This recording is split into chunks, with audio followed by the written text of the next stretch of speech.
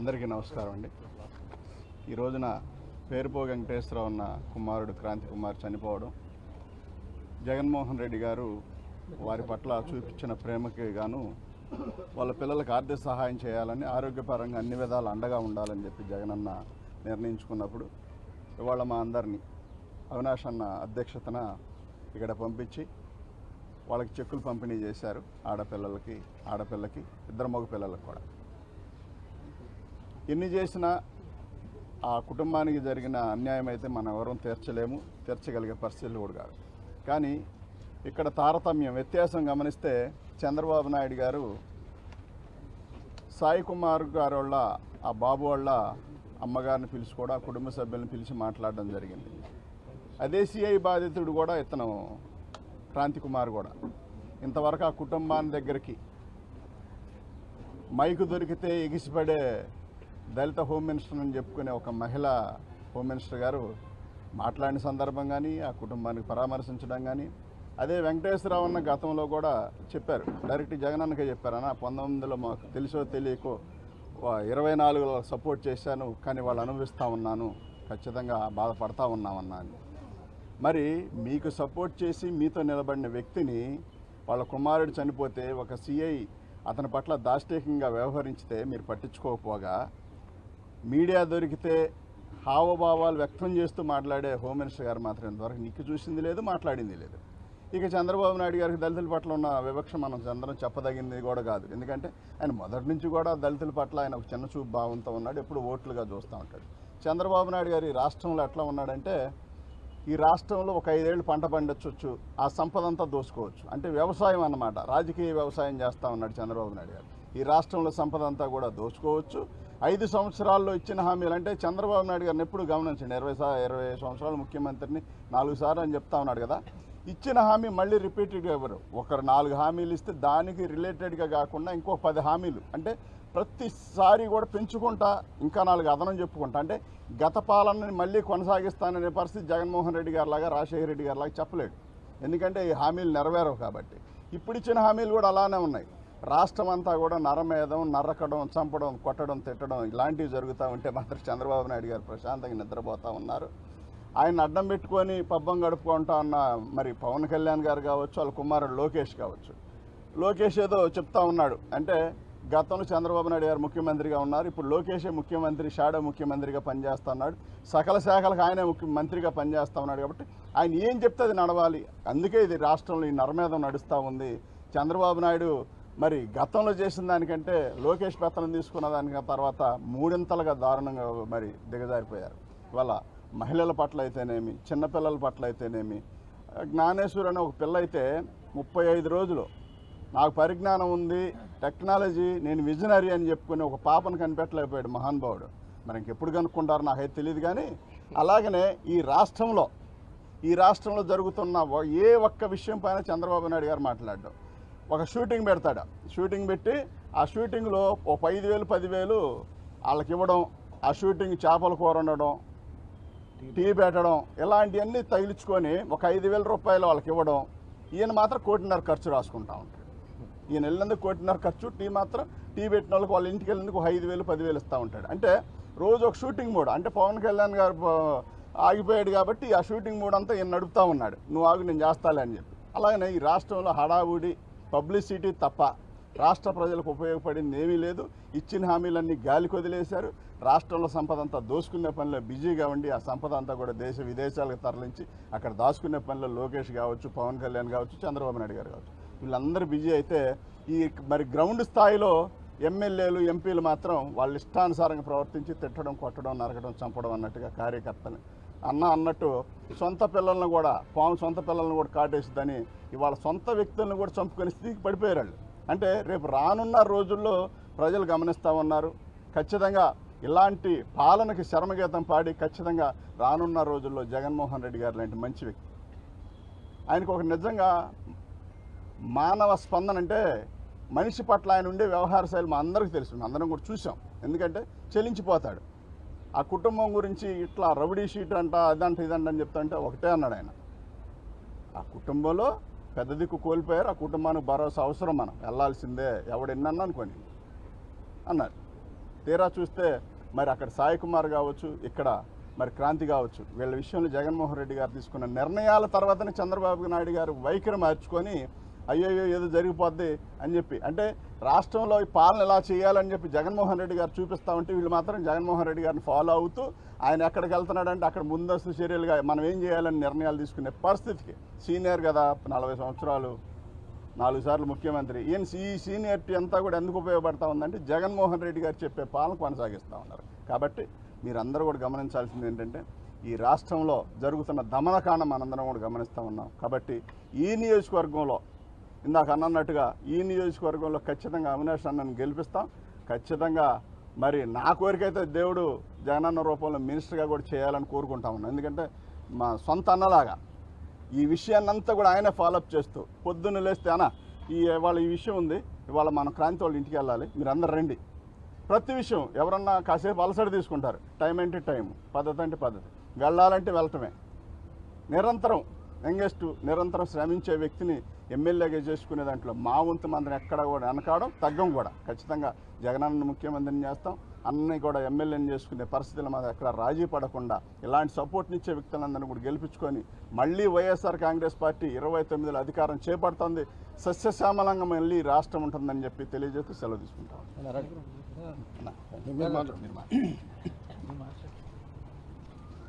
అందరికీ నమస్కారం. ఈరోజు ఈ కార్యక్రమం ఇచ్చేసిన పెద్దలందరి గారు ధన్యవాదాలు తెలుపుకుంటూ, మరీ ముఖ్యంగా క్రాంతి కుమార్ కుటుంబానికి 10 లక్షల రూపాయలు ఆర్థికంగా ఒక భరోసానిచ్చి ఆ కుటుంబానికి నేనున్నాను అని చెప్పని అండగా నిలిచిన మా నాయకుడు, గొప్ప మనిషి, గొప్ప నాయకుడు, మనసున్న నాయకుడు జగన్మోహన్ రెడ్డి గారికి ఈరోజు మొత్తం మా నియోజకవర్గం కానివ్వండి, లేకపోతే మా ప్రాంతం కానివ్వండి, ప్రతి ఒక్కరం గారా జగన్మోహన్ రెడ్డి గారికి ధన్యవాదాలు తెలుపుకుంటున్నాం. నిజంగా జగన్మోహన్ రెడ్డి గారి లాంటి మనస్తత్వం, ఎవరైనా ఏదైనా కష్టం ఉంది అంటే ఇందాకే పెద్దలు సురేష్ గారు చెప్పినట్టుగా చలించిపోయి ఆ కుటుంబానికి, ఆ వ్యక్తులకి న్యాయం చేయాలి, న్యాయంగా నిలబడాలి అని చెప్పనే ఒక మంచి మనస్తత్వం ఉన్న నాయకుడు వైఎస్ జగన్మోహన్ రెడ్డి గారు. కేవలం ఆర్థిక సాయం చేస్తమే కాదు, ఆ రోజు ఇంటికి వచ్చినప్పుడు క్రాంతి కుమార్ ఒక చిన్న కొడుకు ఆరోగ్యంగా ఇబ్బంది పడుతున్నారని చెప్పని తెలియంగానే జగన్మోహన్ రెడ్డి గారు వెంటనే ఎవరైతే పార్టీలో ఉన్న వైద్య విభాగం చూసి హరికృష్ణ గారితో మాట్లాడి ఆ అబ్బాయికి ఏ కష్టం రాకుండా ప్రతి ఒక్కటి గారా పార్టీయే మనమే సొంతంగా చూసుకున్నామని చెప్పనే విధంగా జగన్మోహన్ రెడ్డి గారు ఆదేశాలు ఇచ్చారు. దానికి అనుగుణంగా విజయవాడలోనే టెస్టులన్నీ గారు చేపించి తర్వాత హైదరాబాద్లో వాళ్ళు వెళ్ళటానికి కానివ్వండి, లేకపోతే మొత్తం అంతా గారా ఆ ఖర్చు అంతా గారా జగన్మోహన్ రెడ్డి గారు సొంతంగా ఆయనే భరించి సిటీ న్యూరో హాస్పిటల్ తీసుకెళ్ళి ఆ పిల్లవాడికి టెస్టులన్నీ గారు చేపించి రాబోయే రోజుల్లో వైద్యంకి సంబంధించి ఏ ఖర్చు అయినా ఇదైనా పార్టీ పరంగా జగన్మోహన్ రెడ్డి గారు అండగా ఉంటారని చెప్పిన అక్కడ డాక్టర్లు అందరికి గారు చెప్పి ఆ పిల్లవాడికి ఒక వారం రోజుల తర్వాత మళ్ళీ ట్రీట్మెంట్ స్టార్ట్ చేసే విధంగా జగన్మోహన్ రెడ్డి గారు ముందుకు తీసుకెళ్తాం జరిగింది. నిజంగా ఈ రాష్ట్రంలోనే కాదు, ఈ దేశంలోనే ఇలాగా ఆలోచించే ఒక మనిషిగా, ముఖ్యమంత్రిగా, ఒక ప్రజా నాయకుడిగా ఈ దేశంలోనే ఎవరైనా ఉన్నారు అంటే అది వైఎస్ జగన్మోహన్ రెడ్డి గారని చెప్పని మేము చాలా గర్వంగా చెప్పుకుంటాం. ఏ కష్టం వచ్చినా నేను ఉన్నానని చెప్పని భరోసానిచ్చే నాయకుడు ఈ దేశంలో ఎవరైనా ఉన్నారు అంటే అది వైఎస్ జగన్మోహన్ రెడ్డి గారు. ఈరోజు నిజంగా ఆశ్చర్యకరం, వాళ్ళు చనిపోయి నెలలు గడుస్తున్నా ప్రభుత్వం పట్టించుకోపోవటం, కొంచెం పట్టించుకున్నా మా నాయకుడు జగన్మోహన్ రెడ్డి గారు వచ్చిన తర్వాత వాళ్ళ కుటుంబాన్ని పరామర్శించిన తర్వాత ఏదో తూతూ మంత్రంగా అధికారులు కానివ్వండి, ముఖ్యమంత్రి కానివ్వండి, లేకపోతే పవన్ కళ్యాణ్ కానివ్వండి, లోకేష్ కానివ్వండి, దాని గురించి స్పందించే తీరు ఈ రాష్ట్రంలో ఉన్న ప్రజానీకం ప్రతి ఒక్కటి గారు గమనిస్తున్నారు. ముఖ్యంగా దళితుల పట్ల చంద్రబాబు నాయుడు, ఆ కూటమి ప్రభుత్వం చులకన భావం. ఇందా పెద్దలందరూ గారు చెప్పారు వాళ్ళు ఏ విధంగా వాళ్ళ మనస్తత్వం ఉంటుందో అని చెప్పని. ప్రజానీకం ప్రతి ఒక్కరి గారు తెలుసుకుంటున్నారు వాళ్ళ నిజ స్వరూపం. ఈరోజు ఈ రాష్ట్రంలో వాళ్ళు చేసిన ఏదైతే పరిపాలన మీరు బాగా చేయాలనుకుంటే మా జగన్మోహన్ రెడ్డి గారిని చూసి నేర్చుకోండి. 5 సంవత్సరాలు ఎన్ని ఇబ్బందులు వచ్చినా, ఎన్ని కష్టాలు వచ్చినా దమ్మున్న మొనగాల్లాగా మా నాయకుడు జగన్మోహన్ రెడ్డి గారు పరిపాలించారు. ఈరోజు మీరు నిజంగా పరిపాలన చేయాలనుకుంటే, రే మీకు ఎక్స్పీరియన్స్ ఉందని చెప్పుకోవటం కాదు, మీకు నిజంగా పరిపాలన చేయాలనుకుంటే మా జగన్మోహన్ రెడ్డి గారు చేసిన దాంట్లో 10% అన్న నేర్చుకుని మీరు పరిపాలన చేయాలని చెప్పి కోరుతూ, క్రాంతి కుమార్కి వైఎస్ఆర్ కాంగ్రెస్ పార్టీ జగన్మోహన్ రెడ్డి గారు పూర్తిగా వాళ్ళ కుటుంబానికి అండగా ఉంటారు, వాళ్ళ పిల్లల చదువులకు అండగా ఉంటారు, వాళ్ళ పిల్లల ఒక ఆరోగ్యానికి అండగా ఉంటారు. అదేవిధంగా రేపు వాళ్ళ పెద్దలు అవుతే వాళ్ళకి ఆర్థికంగా ఎటువంటి ఇబ్బంది లేకుండా 10 లక్షల రూపాయలు వాళ్ళ పిల్లల పేరు మీద ఫిక్స్డ్ డిపాజిట్ చేసిన జగన్మోహన్ రెడ్డి గారికి మా తరపున ప్రత్యేకమైన ధన్యవాదాలు తెలుపుకుంటూ, ఈరోజు ఈ కార్యక్రమం ఇచ్చేసిన పెద్ద నాయకులందరికీ కూడా మాకు ధన్యవాదాలు, నమస్కారం చెప్తూ సెలవు తీసుకుంటున్నాం. అందరికీ నమస్కారం. ఏదైతే పోలీసు వేధింపులతోటి ఆత్మహత్యకు గురి కాబడినటువంటి క్రాంతి కుమార్ కుటుంబాన్ని జగన్మోహన్ గారు పరామర్శించి ఆ రోజు ఏదైతే మాట ఇచ్చాడో ఆ కుటుంబానికి ఆర్థిక భరోసా పిల్లలకి ఇస్తానని చెప్పేసి, అదేవిధంగా ఆ కుటుంబంలో క్రాంతి కుమార్ కొడుకు అనారోగ్యంగా పాల్గొన్న నేపథ్యంలో ఆరోగ్యపరంగా ఆదుకుంటానని చెప్పేసి మాట ఇచ్చాడు. ఆ మాట ప్రకారంగా ఈరోజు పెద్దలు అవినాష్ బాబు గారు ఆధ్వర్యం ఈరోజు ఆ కుటుంబానికి ఆర్థిక సహాయం ఇవ్వడంలో భాగంగా ఈరోజు మేము రావడం జరిగింది. ఈ సందర్భంగా రాష్ట్ర ప్రభుత్వాన్ని ముఖ్యంగా చంద్రబాబు నాయుడు డిమాండ్ చేస్తూ ఉన్నాం. పేరుపోగు క్రాంతి కుమార్ చనిపోయి దాదాపు 2 నెలలు గడిచిపోయింది. 2 నెలలు గడిచిపోయినా వీడియో ఆధారంగా కేసు నమోదు చేయాల్సిన పరిస్థితి దాన్ని పట్టించుకోలేదు. అంటే జగన్మోహన్ రెడ్డి గారు వచ్చి ఆ కుటుంబాన్ని పరామర్శించినాక మాత్రమే Perupogu Kranthi Kumar case section alter చేయడం జరిగింది. సెక్షన్ ఆల్టరేషన్ చేసి కూడా ఎస్సీ ఎస్టీ యాక్ట్ పెట్టినా కూడా ఇప్పటికీ దాదాపు 3 వారాలు గడిచిపోయింది. ఇంత మటుకు ఎందుకు నాగరాజును అరెస్ట్ చేయలేదు మేము అడుగుతూ ఉన్నాం. అంటే ఈ రాష్ట్రంలో లా అండ్ ఆర్డర్ ఉందా లేదా అడుగుతూ ఉన్నాం. ముఖ్యంగా ఈ నెలలో చూసుకుంటే ఇదే నెలలో నెల్లూరు జిల్లాలో దుర్గా ప్రసాద్ అనేటువంటి ఒక మాల యువకుడిని పోలీసు వేధింపులతో చనిపోవడం జరిగింది అక్కడ. అదేవిధంగా కాకినాడ కోనసీమ జిల్లాకు వచ్చేటప్పటికి రావులపాలెంలో నల్లసాయి అనేటువంటి ఒక అతన్ని అక్కడ తాగి చంపినటువంటి పరిస్థితి ఇదే నెలలో జరిగింది. ఇదే నెలలో గుంటూరులో మహిళని నిన్నగాక మొన్న వ్యవస్థ చేయడం జరిగింది.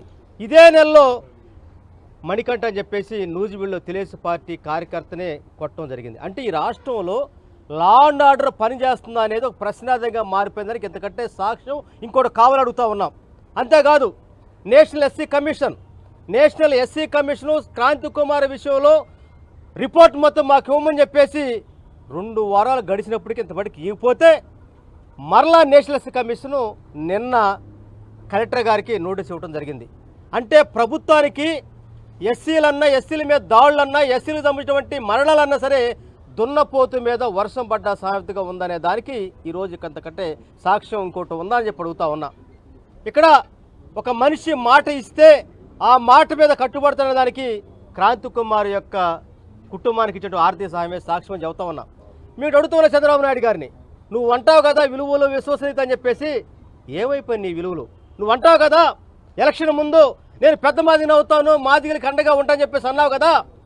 నీ కోసం, నీ గెలుపు కోసం, పార్టీ కోసం పనిచేసినటువంటి పేరుపోగు వెంకటేశ్వర ఒక మాదిగ ఉద్యమ నాయకుడు కొడుకు చనిపోతే ఏమైపోయింది నీ పెద్ద మాదితనం? నువ్వు పెద్ద మాది కాదు కదా. ఈరోజు మాదిగల పట్ల పెద్ద మోసగాడుగా ఉన్నవన్న దానికి పేరుపోగు క్రాంతి కుమార్ కుటుంబమే సాక్ష్యం అని చెప్పి సందర్భంగా తెలియజేస్తా ఉన్నాం. అంతేకాదు ఈ రాష్ట్రంలో మహిళల మీద అత్యాచారాలు, దాడులు, అదేవిధంగా దళితుల మీద దాడులు, అత్యాచారాలు, హత్యలు, ముఖ్యంగా రైతు గోడు మొత్తం కూడా వెలుబోసుకుంటా ఉన్నారు పంటకి గిట్టుబాటు ధరలని చెప్పి. పూర్తిగా 2 సంవత్సరాల కాలంలో ప్రభుత్వం పూర్తిగా విఫలమైందని దానికి ఇదే సాక్ష్యం అని చెప్పి కోరుకుంటూ, తక్షణమే చంద్రబాబు గారు నీకు క్రాంతి కుమార్ మీద మరణం పట్ల నీకు నిబద్ధత ఉంటే నాగరాజు అరెస్ట్ అని చెప్పి డిమాండ్ చేస్తూ ఉన్నాం.